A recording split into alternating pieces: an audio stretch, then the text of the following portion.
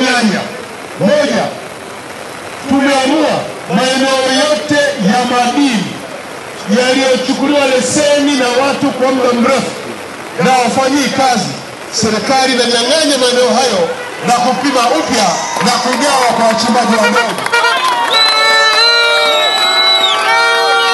Kwenye hili nitoa wito afisa madini wa mkoa kuendelea kubaini maeneo yenye madini, tuyatambue na tutoe leseni zaidi kwa wachimbaji wadogo na wenyewe wajipatie kipato kwa ajili ya maisha yao ya kila siku.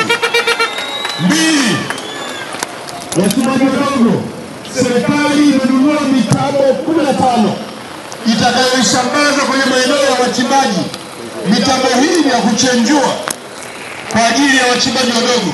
Kwa hiyo wito wangu kwenye eneo hili, pamoja na mwajiri huyu, lakini najua kuna machimbo mengine yako maeneo ya Namkajira na Mkonjera, lakini kuna maeneo mengine yako na Mgurugai, kuna maeneo mengine yapo Chunyu na Mikuro, lakini kuna machimbo sasa hivi yamegundulika Mandawa, lakini kuna machimbo pia yako Ngao.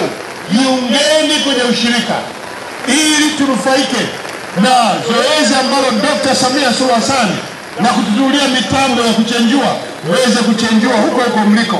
Dr. Samia oye!